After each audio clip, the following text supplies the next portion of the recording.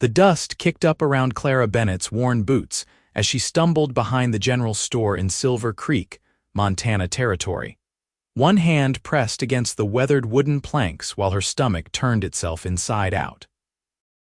It was the third morning in a row that breakfast had made an unwelcome reappearance, and she knew with bone-deep certainty what it meant. The year was 1883, and she was 22 years old, unmarried, and carrying the child of a man who had promised her the world before disappearing into the night with her father's silver pocket watch and what little money they had saved.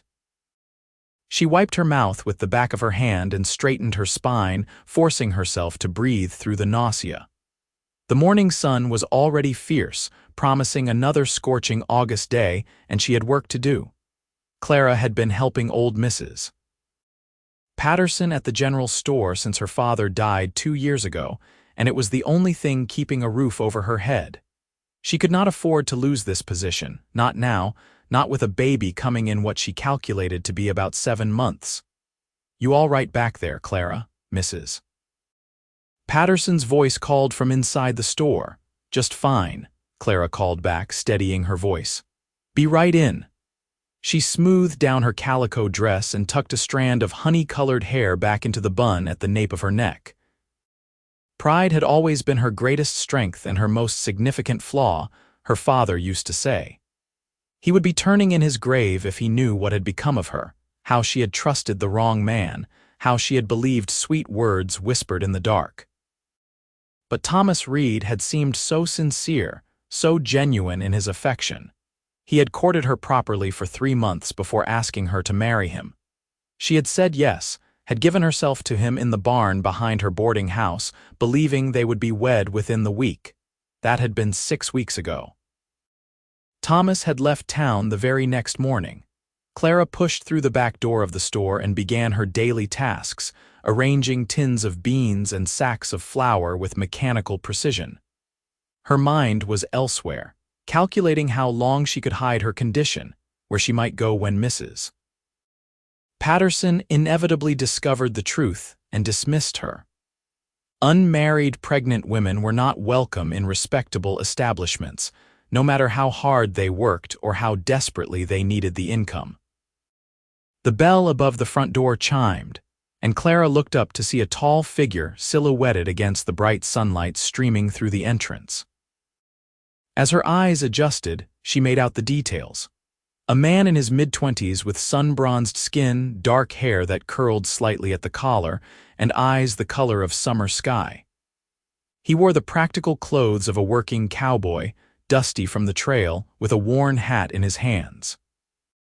"Morning," he said, his voice low and pleasant. "I am looking for work. Heard in town that Mrs. Patterson might need someone to help with deliveries and heavy lifting." Mrs. Patterson emerged from the storeroom, wiping her hands on her apron. "You heard right, young man. My arthritis has been getting worse, and Clara here should not be hauling 50-pound sacks around." She looked him up and down with the critical eye of someone who had seen every type of drifter and troublemaker pass through Silver Creek. "What is your name, and where are you from?" "James Cordell, ma'am. Most folks call me James. I have been working cattle ranches since I was 15, but I am looking to settle down somewhere, maybe save enough to buy some land of my own. I am honest, I am strong, and I am not afraid of hard work." Clara studied him quietly from behind the counter. There was something direct and open in his expression, a steadiness in the way he met Mrs. Patterson's scrutinizing gaze.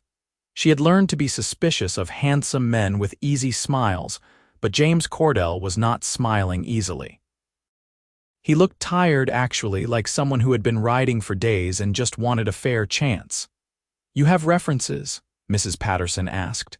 "Yes, ma'am. Worked for the Double R Ranch outside of Helena for 3 years. Boss will vouch for me." He pulled a folded letter from his vest pocket and handed it over. Mrs. Patterson read it carefully, her lips moving slightly with the words. Finally, she nodded. "All right, Mr. Cordell, I will give you a trial period. 2 weeks and we will see how you do. Pay is $1 a day plus meals." You can take your supper here with Clara and me. There is a room above the stable out back if you need lodging. It is not much, but it is dry and has a decent bed." "That is more than fair, ma'am, thank you." James turned to Clara and nodded politely. "Miss Clara Bennett," she said quietly, then returned her attention to the inventory ledger in front of her, dismissing him. She could not afford to be interested in any man, especially not one who looked at her with those clear, honest eyes. Her life was complicated enough.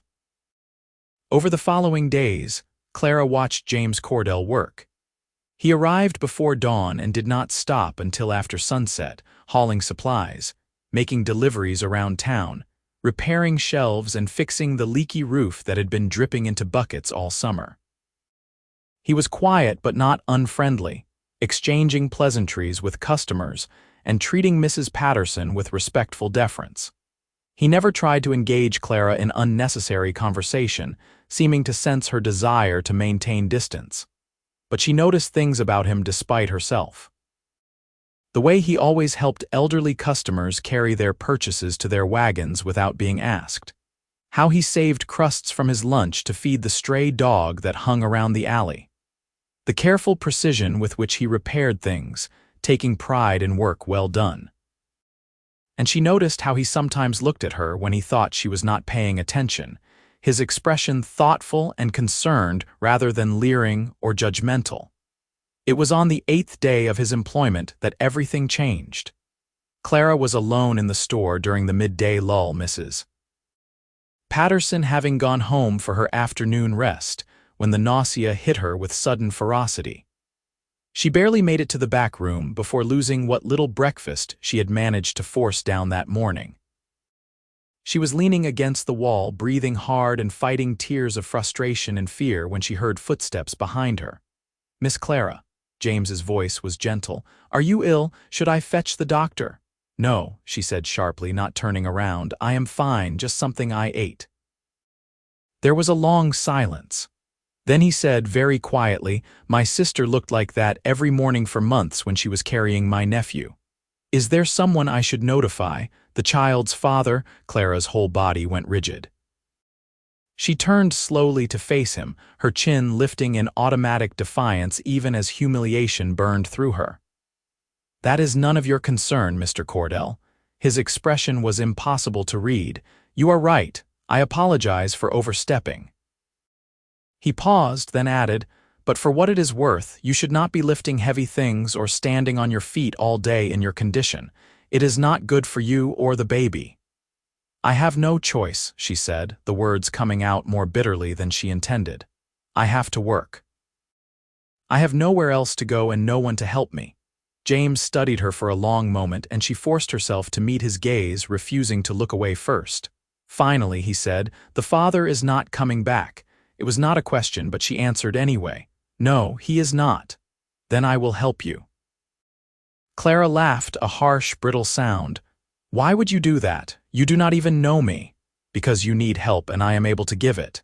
He said it simply, as if it were the most obvious thing in the world. "I make decent wages here and my needs are few. I can give you money for when the baby comes, help you find a better situation." "I do not need charity," Clara said, her pride flaring hot and defensive. "I can take care of myself." "I am sure you can," James said mildly. "But sometimes it is all right to accept help from someone who offers it freely, with no strings attached." She wanted to refuse, wanted to tell him to mind his own business and leave her alone. But she was so tired, so frightened, and so desperately uncertain about the future. Still, she could not bring herself to accept what felt like pity. "Thank you, but no, I will manage on my own." James nodded slowly. "All right, but the offer stands if you change your mind." He turned to go, then paused at the doorway. "And Miss Clara, your situation does not make you less worthy of respect or kindness. I hope you know that." He left before she could formulate a response, and Clara found herself blinking back tears for the second time that day. She had expected judgment and condemnation when people discovered her secret, not quiet compassion from a near stranger. It made something inside her chest ache in a way she could not quite name. After that day, James's behavior toward her did not change in any obvious way, but Clara found herself noticing small considerations. He took over the heaviest tasks without comment, casually positioning himself to do the lifting and hauling before she could attempt it. When Mrs. Patterson sent Clara on errands around town, James often appeared to accompany her, carrying parcels and ensuring she did not overexert herself. He never mentioned the baby again or pressed her to accept his help, but his actions spoke louder than words. 3 weeks after James started working at the store, Clara woke in the middle of the night with a crushing realization. She was developing feelings for him. It was impossible, ridiculous, the worst possible timing. She was pregnant with another man's child, her reputation already in tatters, and she had no business thinking about the way James's rare smile made her heart skip or how safe she felt when he was nearby. She resolved to maintain even stricter distance between them. But fate, it seemed, had other plans. 2 days later, Mrs. Patterson called them both into the back room after closing time, her expression grave. "Clara, dear, I need to speak with you about something difficult." Clara's stomach dropped. She had known this conversation was coming, had been dreading it for weeks. Her condition was becoming harder to hide, and Mrs. Patterson was not a fool. "I know you are with child," the older woman said gently. "And I know you are not married. I do not judge you for it, Clara. Lord knows we have all made mistakes, and I know you are a good girl who trusted the wrong man. But I have to think of my business and my reputation in this town. People talk, and if they know I am employing an unwed mother, well..." She trailed off, looking genuinely distressed. "I am so sorry, dear, but I cannot keep you on much longer. I will give you until the end of the month and a bit extra in wages to help you get settled somewhere else." Clara had expected this, had prepared herself for it, but the reality still hit like a physical blow. "I understand, Mrs. Patterson, thank you for being kind about it. Actually, ma'am, I have a proposal that might solve this problem." James's voice cut through the heavy silence. Both women turned to stare at him. He looked at Clara, his expression serious and determined. "Marry me, Miss Clara. It would give you and the baby my name, my protection. You would not have to worry about your reputation or where you will go. I would take care of both of you." Clara felt the blood drain from her face. "You cannot be serious." "I am completely serious." "You do not love me," she said, her voice shaking. "You barely know me. Why would you tie yourself to someone else's mistake, saddle yourself with another man's child?" "Because it is the right thing to do," James said quietly. "And because I have come to care about you these past weeks, Clara. I respect your strength and your pride, your kindness to others even when you are struggling yourself. I think we could build a good life together if you would let us try." It was everything she needed, everything that would solve her impossible situation in one stroke. She would have a husband, a father for her child, security and respectability. And James was a good man, probably the best man she had ever known. He was offering her salvation on a silver platter, and that was precisely why she could not accept it. "No," she said firmly, even though it cost her everything to say it. "I will not marry you, Mr. Cordell." "Clara," Mrs. Patterson started, "perhaps you should think about this." "I have thought about it," Clara interrupted, her eyes locked on James's shocked face. "I appreciate your offer more than I can say, but I will not marry someone out of pity or obligation. I will not let you sacrifice your life, your chance at finding real love because you feel sorry for me. I made my choices and I will live with the consequences. I do not need to be rescued." Her pride would not let her accept, could not bear the thought of being someone's duty, someone's burden. She had already given her heart to one man who did not truly value her. She would not enter another relationship built on anything less than genuine love and mutual respect, no matter how desperate her circumstances. "What if I want to rescue you?" James asked, his voice rough. "What if I am asking because I want to, not because I feel obligated?" "Then you are a fool," Clara said, tears finally spilling down her cheeks. "But I will not let you be a fool for me. I am sorry, Mr. Cordell. My answer is no." She walked out of the store and did not stop walking until she reached the boarding house where she rented a tiny room. Once inside, she collapsed onto her narrow bed and let herself cry for everything she had lost and everything she had just turned away. But James Cordell was not a man who gave up easily. The next morning, he was waiting outside the boarding house when Clara emerged for work. "I have been thinking about what you said," he told her as they walked toward the store together. "You are right that we do not know each other well enough for marriage yet, so here is my new proposal. Let me court you properly. Let me earn your trust and, if I am lucky, eventually your heart. No pressure, no expectations. Just give me a chance to prove that I am asking because I want you, Clara Bennett, not because I am trying to be noble or charitable." Clara stopped walking and stared at him. "You cannot court me. I am pregnant with another man's child." "What kind of courtship would that be?" "The kind where I get to know the woman I intend to marry," James said calmly. "The kind where you get to decide if you want me in your life, not because you need me, but because you choose me. I am a patient man, Clara. However long it takes, I will wait. I will earn it slowly if that is what you need." Something in his steady gaze, in the absolute certainty of his words, made her defenses crack just a little. "Why?" she whispered. "Why would you do this?" "Because from the first moment I saw you, fighting to stay strong despite everything weighing on you, I knew you were someone special," James said. "Because every day I spend near you, I discover something new to admire. Because when I think about the future, I want you in it. And because I believe if you give me a chance, you might come to want me in yours too." Clara felt something unfamiliar bloom in her chest, something that felt dangerously like hope. "I do not know if I can trust again," she admitted. "Thomas said beautiful things too, and then he left. I know. And I am sorry he hurt you, but I am not Thomas." James took a careful step closer. "I will not make promises I cannot keep, but I promise you this. I will show up every single day. I will be honest with you even when the truth is hard, and I will never, ever ask you to be less than who you are. Your pride, your strength, your fierce independence, those are not flaws, Clara. They are part of what makes you remarkable."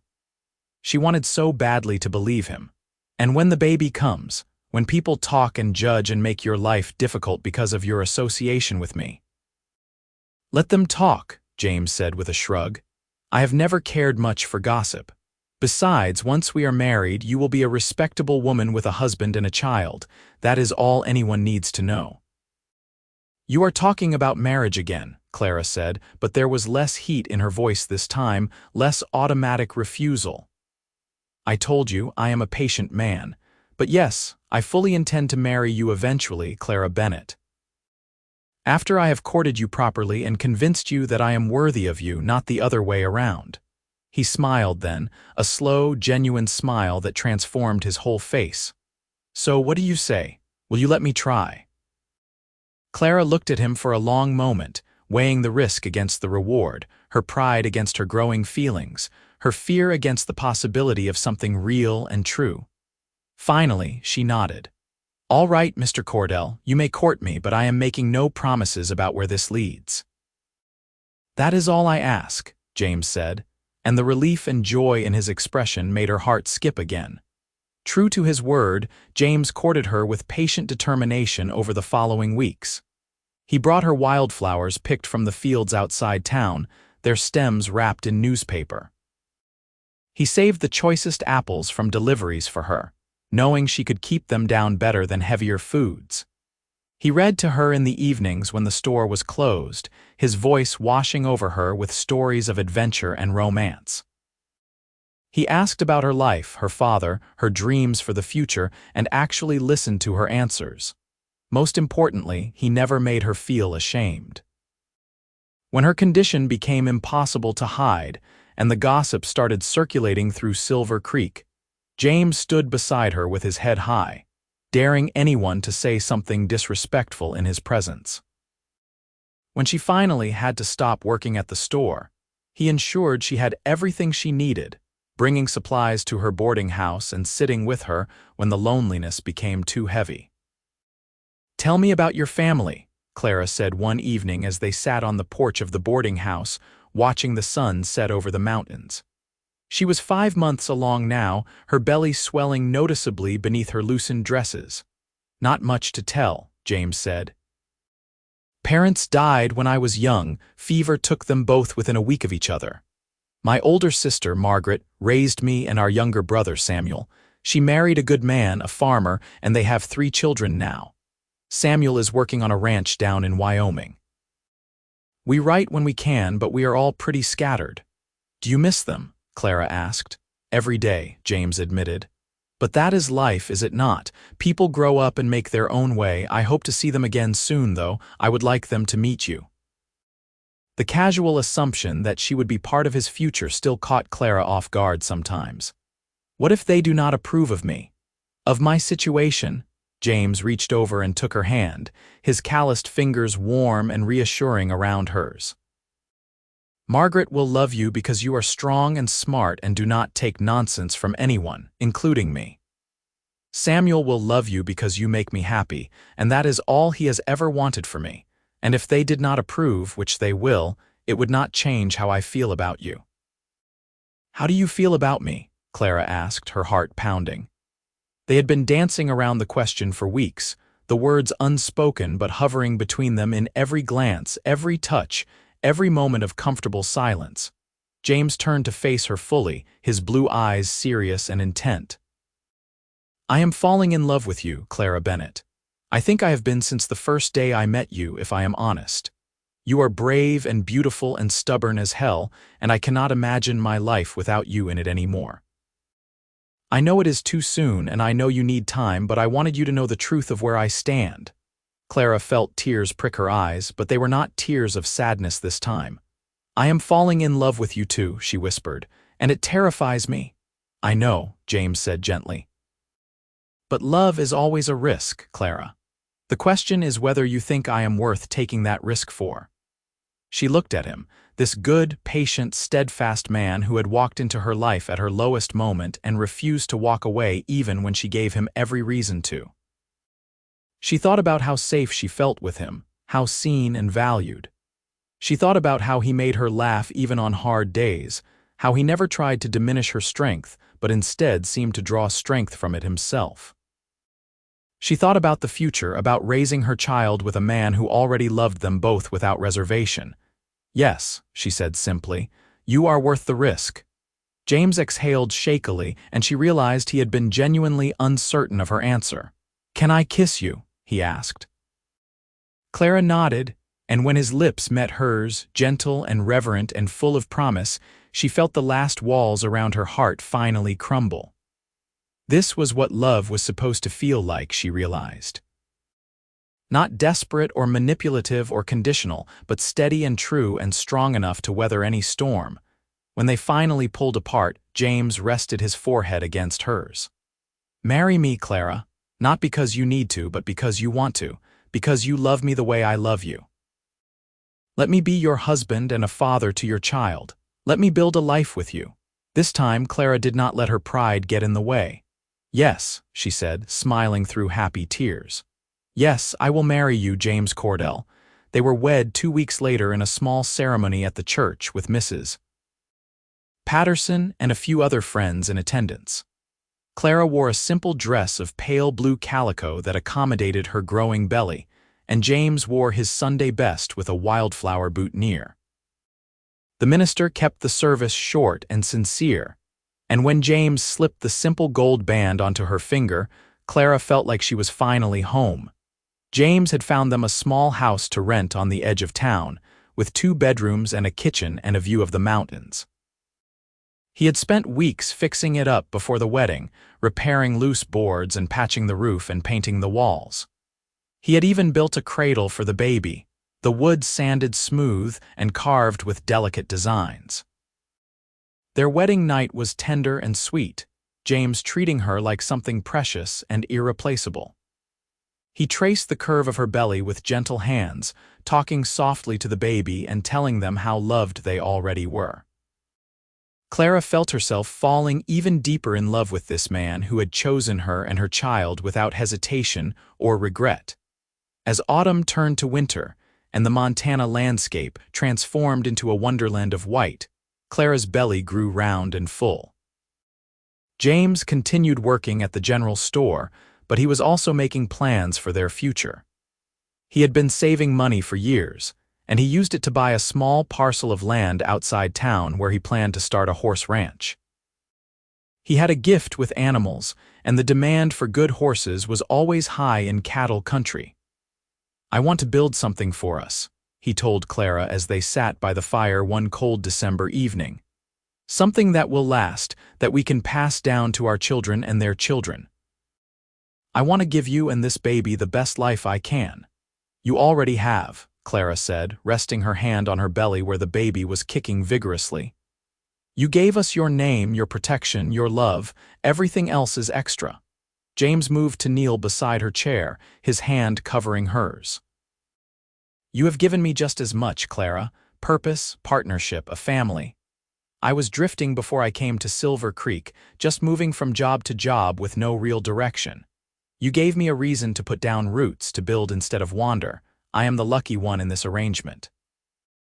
Clara leaned down to kiss him, marveling at how natural it had become, this easy affection between them. "I think we are both lucky," she murmured against his lips. The baby came on a bitter cold night in January of 1884, arriving 3 weeks early in a rush of pain and fear and overwhelming intensity.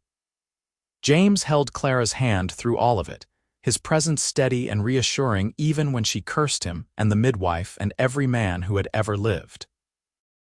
When the baby finally emerged with a lusty cry, James cut the cord with shaking hands and helped the midwife clean and wrap the tiny, squalling bundle. "It is a boy," the midwife announced, placing the baby in Clara's arms.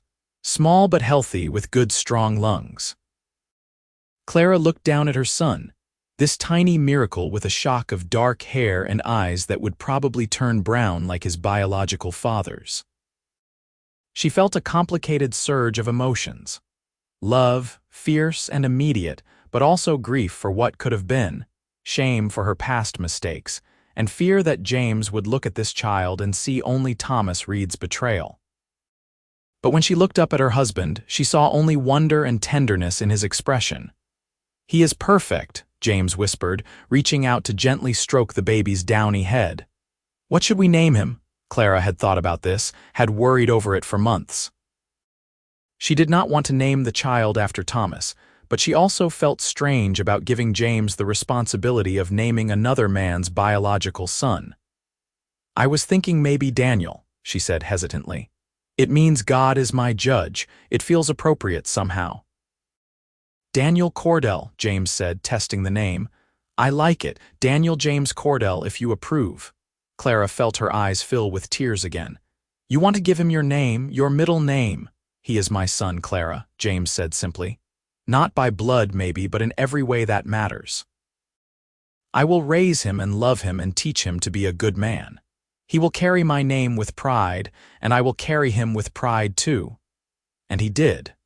As Daniel grew from newborn to infant to toddler, James was the most devoted father Clara could have imagined.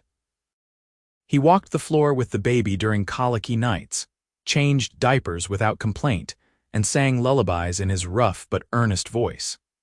He taught Daniel to clap and wave, helped him take his first wobbling steps, and celebrated every milestone as if the child were his own flesh and blood.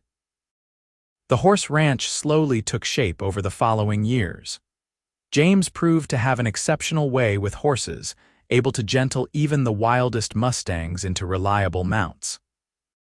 His reputation grew, and ranchers from across Montana territory began seeking him out to train their horses or buy animals from his breeding stock. The money was good, better than either of them had dared hope, and they were able to expand the house and the property.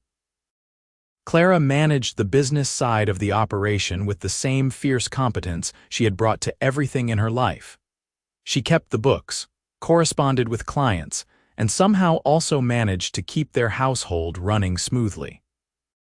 She and James worked together like a well-oiled machine, each complementing the other's strengths and compensating for weaknesses. When Daniel was 2 years old, Clara found herself pregnant again. This time, There was no fear or shame, only joy and excitement. James was elated, spinning her around the kitchen when she told him the news, and then immediately apologizing and asking if spinning was bad for the baby. Clara had laughed until her sides hurt, overwhelmed with happiness at this life they had built together. Their daughter, Grace Elizabeth Cordell, was born on a beautiful spring morning in 1886, arriving with less drama than her brother and immediately wrapping her father around her tiny finger. James held her with such tender reverence that Clara fell in love with him all over again. Daniel, now a boisterous 3-year-old, was fascinated by his baby sister and wanted to help with everything, which mostly meant creating extra work, but also filled their home with laughter and chaos. One evening, when Grace was a few months old and Daniel was finally asleep after an hour of bedtime negotiations, Clara and James sat on the porch of their ranch house watching the sunset. Grace was nestled in Clara's arms, making soft baby sounds, and James had his arm around his wife's shoulders. "Do you ever think about him?" James asked quietly. "Thomas, I mean, do you wonder where he went or what happened to him?" Clara considered the question carefully. It was not something they talked about often, but she appreciated that James felt secure enough in their relationship to ask. "Sometimes," she admitted. "Not because I miss him or regret how things turned out, but because he gave me Daniel, and I cannot entirely regret something that brought me my son. But mostly, no, he is part of the past, and I am too busy being happy in the present to dwell on it." "I am glad," James said. "Not that it would change anything between us if you did think about him, but I am glad you are happy, Clara. You deserve it more than anyone I know." "We both deserve it," Clara corrected, leaning her head against his shoulder. "We have built something good here, James. Something real and true and lasting. I never imagined I could be this happy, especially not after everything that happened. But you showed me that it was possible, that I was worthy of love and respect despite my mistakes. You earned it slowly, just like you said you would, and now I cannot imagine my life without you." James pressed a kiss to the top of her head. "You were always worthy, Clara. I just helped you see it, and you did the same for me, whether you realize it or not. Before I met you, I was just going through the motions, existing but not really living. You gave me purpose and passion and a reason to dream bigger. You made me want to be the best man I could be." They sat in comfortable silence as the sky deepened from orange to purple to indigo, stars beginning to emerge one by one overhead. Grace fell asleep in Clara's arms, and somewhere inside the house, they could hear Daniel's soft snores through the open window. The horses were quiet in the nearby corrals, and the air smelled of sage and grass and home. "Tell me about the future," Clara said softly. "What do you see for us in 5 years?" 10 years, James hummed thoughtfully. "In 5 years, I see this ranch thriving, maybe twice its current size. I see Daniel starting to learn the family business, following me around and asking a million questions. I see Grace getting into absolutely everything and keeping us both on our toes. I see us maybe adding another baby or two to the mix if we are blessed that way.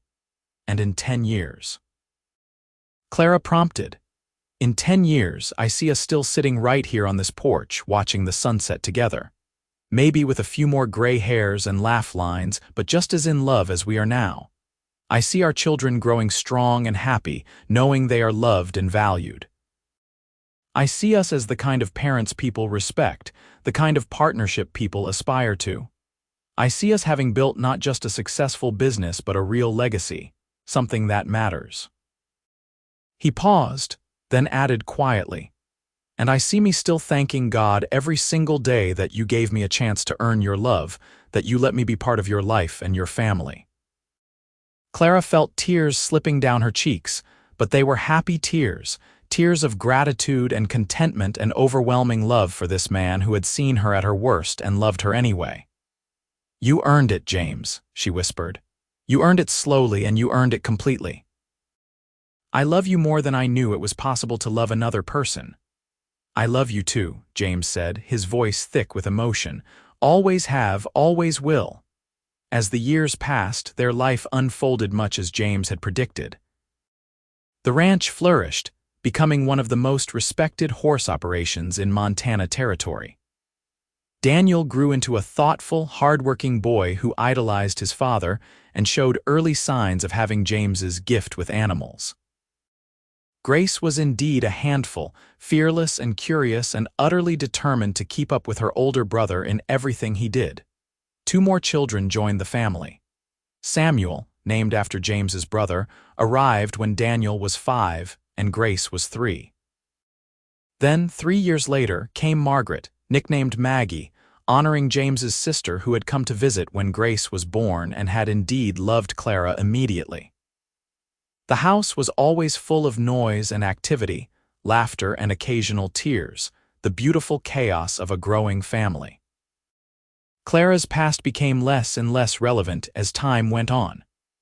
A few people in Silver Creek remembered the scandal of the pregnant, unmarried girl, but most just knew her as Mrs. Cordell, the competent ranch wife with the kind heart and the sharp business sense.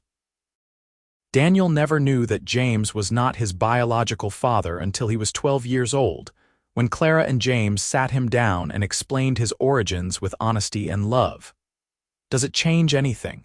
Daniel had asked, his young face serious and uncertain. "Not a single thing," James had told him firmly, pulling his son into a tight embrace. "You are my boy, Daniel. You have always been my boy from the moment you were born. Blood does not make a family, love does, and I have loved you every second of your life." Daniel had cried then, and so had Clara and James, but they were cleansing tears, washing away any potential for future secrets or doubts. After that conversation, their family bond seemed even stronger, built not just on love but on truth and trust. As Daniel entered his teenage years, people began commenting on how much he resembled James in manner and temperament, if not in physical features.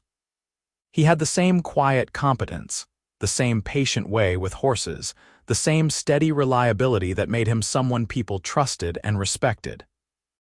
Clara and James were immensely proud of the young man he was becoming. Montana became a state in 1889. And Silver Creek grew from a dusty frontier town into a proper community with schools and churches and paved streets. The Cordell Ranch was now a landmark, known throughout the region for producing exceptional horses, and for being run by one of the most successful partnerships anyone had ever seen. Visitors to the ranch often commented on the obvious love and respect between James and Clara, the way they worked together seamlessly, communicated without words, and supported each other through challenges and triumphs alike. On their 10th wedding anniversary, James surprised Clara with a gift he had been secretly working on for months.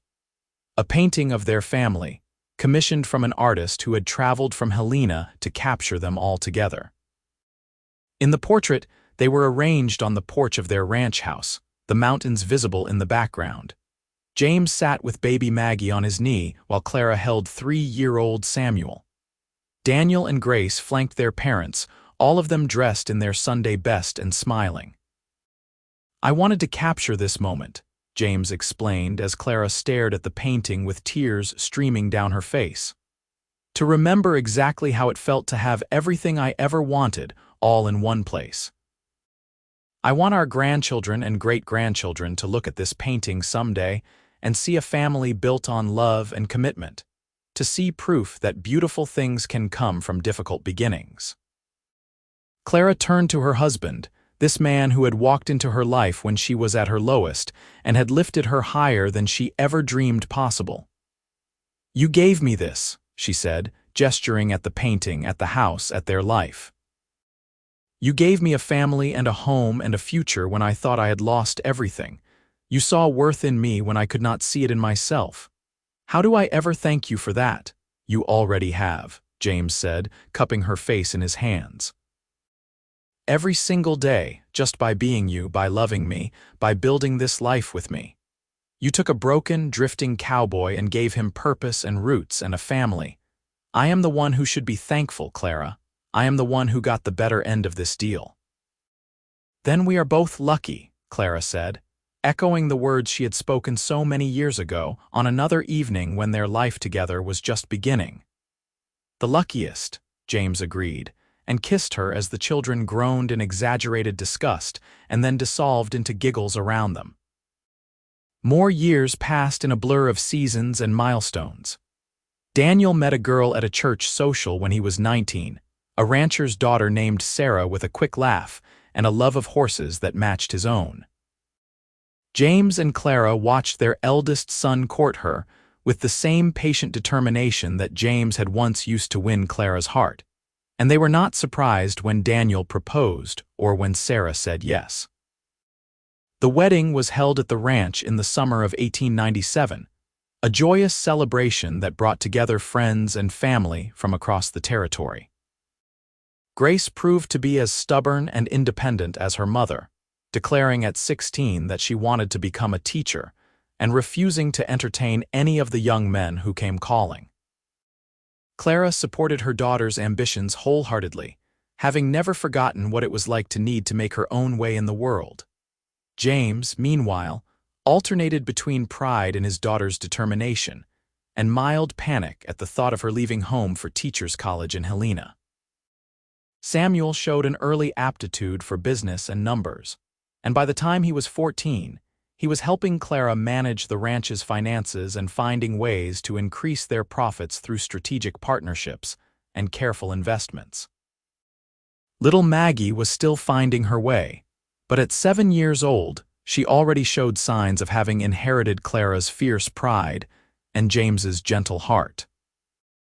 On a crisp autumn evening in 1898, Clara and James found themselves alone on the porch again, a rare moment of quiet with all 4 children occupied elsewhere. Clara was 47 now, her honey-colored hair shot through with silver, and James was 50. They moved a little slower than they once had, their joints creaking with the accumulated wear of years of hard work, but their love had only deepened with time. "Remember when you first proposed to me?" Clara asked, taking James's hand. "When I was so proud and so scared that I refused you, even though accepting would have solved all my problems.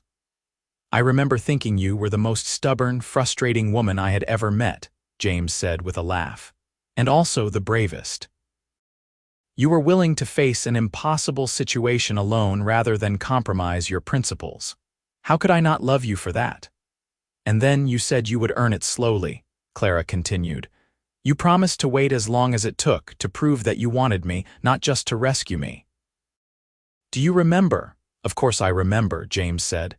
"It was the moment I committed to making you my wife, no matter how long it took to convince you. Best decision I ever made," Clara smiled, squeezing his hand. "I am glad I let you earn it, James. I am glad I did not let my pride keep me from the greatest gift I could have received. You taught me that accepting help is not weakness, that letting someone love you does not diminish your strength, and that sometimes the bravest thing you can do is be vulnerable enough to trust again. And you taught me that love is not just a feeling but a choice, one you make every day," James replied. "You taught me that being a father is about showing up and being present, not about blood or biology. You taught me that a strong woman is not something to fear or try to control, but something to admire and support, and stand beside as an equal partner. You made me a better man, Clara. You still do, every single day."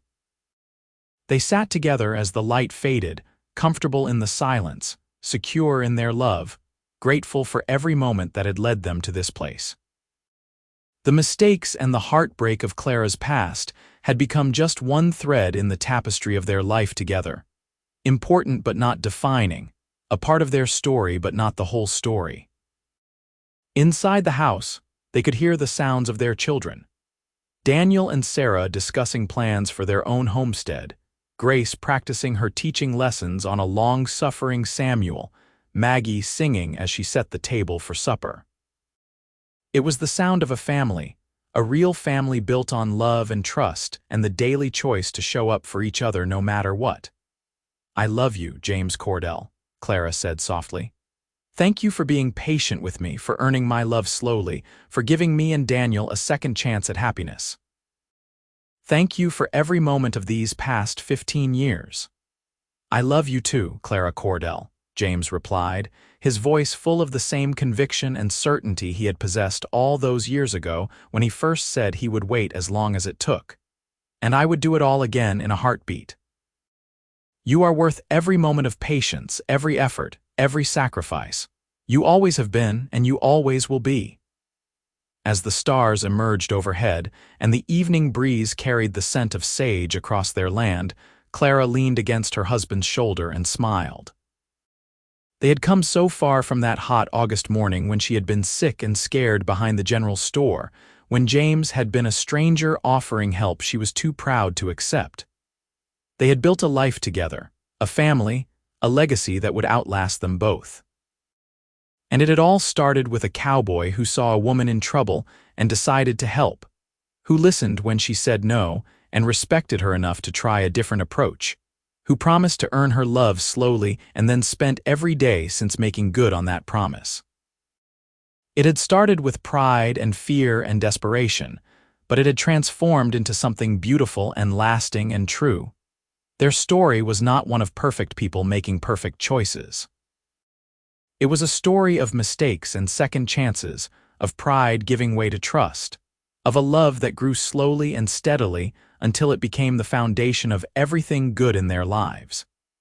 It was a story of the Wild West, of hard work and harsh conditions and the determination to build something better.